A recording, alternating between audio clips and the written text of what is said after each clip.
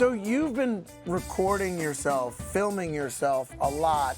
You'll play variations on some of the things you've been working on, and you'll play yourself playing along to a play along, and then you'll go into a studio and film it on a much more professional level. But let me know, do you find that recording yourself on a regular basis, is it helpful in helping you improve?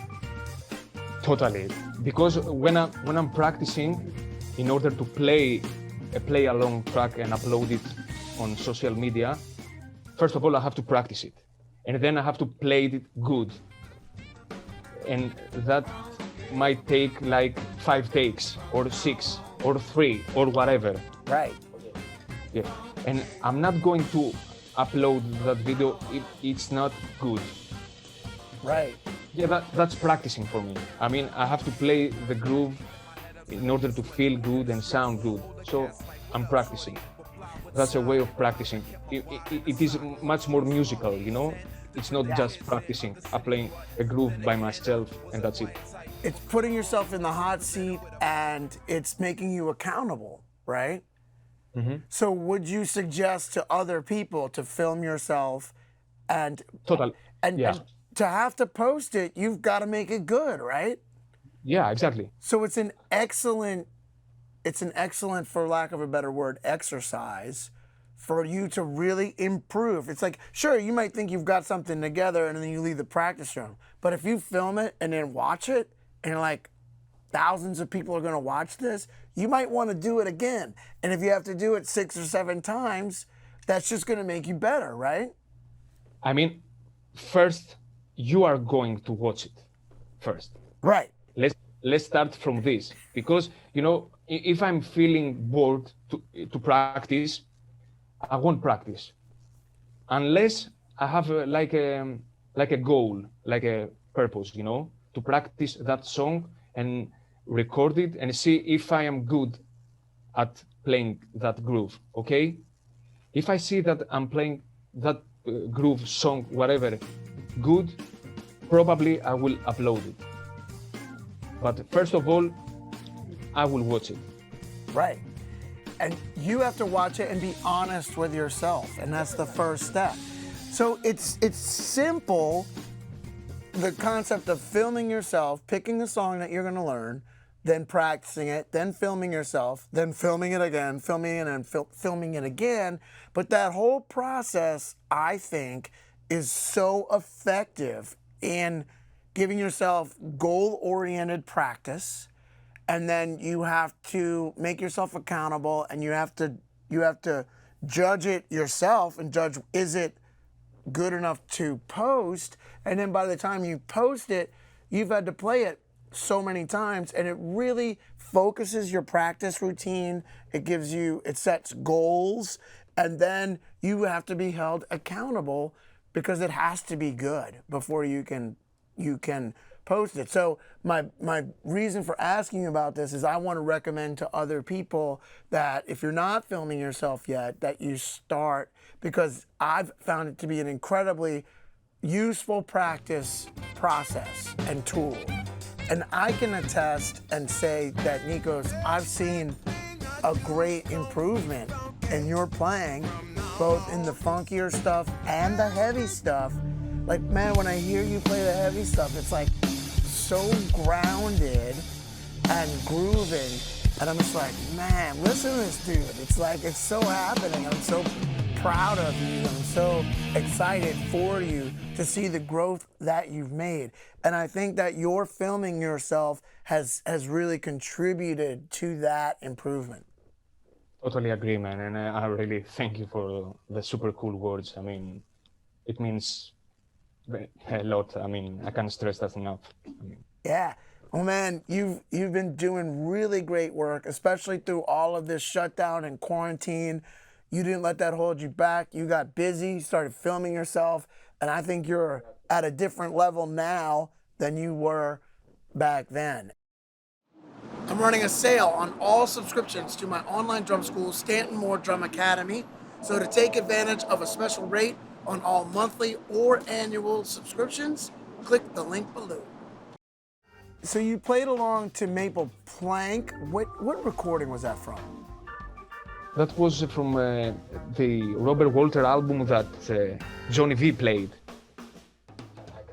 Was it Cure All, maybe? Yeah, yeah, Cool. exactly. Yeah, and that was so cool. I mean, so I got my deep wood spirit of New Orleans Stanton Moore snare and loosen up the strings and Went to town. So on your open air mix, at 49 seconds in, there's a tune that you're playing, and it's kind of like a train beat. And it sounds to me like you're playing in between straight and swing.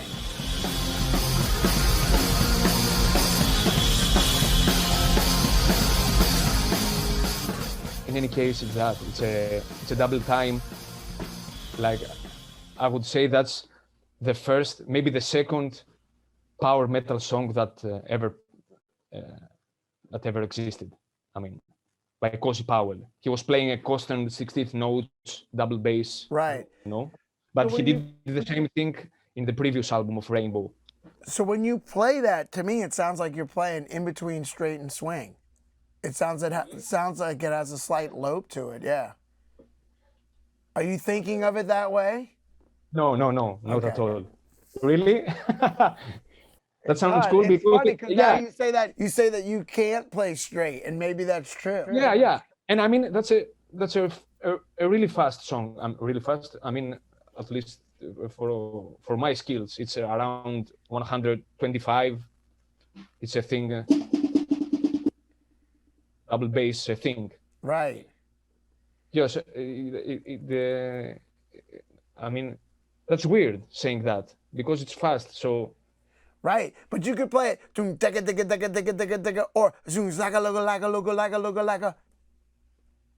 and to me it sounds more like the second one, like it's got a slight lope to it. I'll take that. Yes, thank you. Yes, I love it. Okay, just one more question. So when you started filming yourself, was there quite a bit of a learning curve, like learning how to use the cameras and all this kind of stuff? And was it a little bit nerve-wracking at times? No, because I'm just using a zoom, a zoom camera. So I experimented a bit where I have to place this so it won't have, that much of a hi-hat in the mix or the right cymbal or the snare and stuff like that. So I find a position that I think it works okay, and I stayed there. That's a good thing because I have to mix myself in order to sound good in the camera, So I'm forced to play the hi-hat lighter in order to make it sit really well in the mix when I'm playing a groove, Right. Because if I was playing the same groove outdoors, I would probably smashing the hi-hat hard, But now I have to mix myself, and play the hi-hat lighter and maybe the snare a bit louder in order to have a good mix between kick, snare, and hat. Very cool. So that, I worked on my control. That was the benefit, And that's a learning experience within itself. Yeah, because I'm playing the groove and I have to stay on the same beat and play the hi-hat lower or louder and stuff like that, Yep, so you have to learn how to play and adjust your own inner dynamics. Yeah, exactly. Yep, beautiful.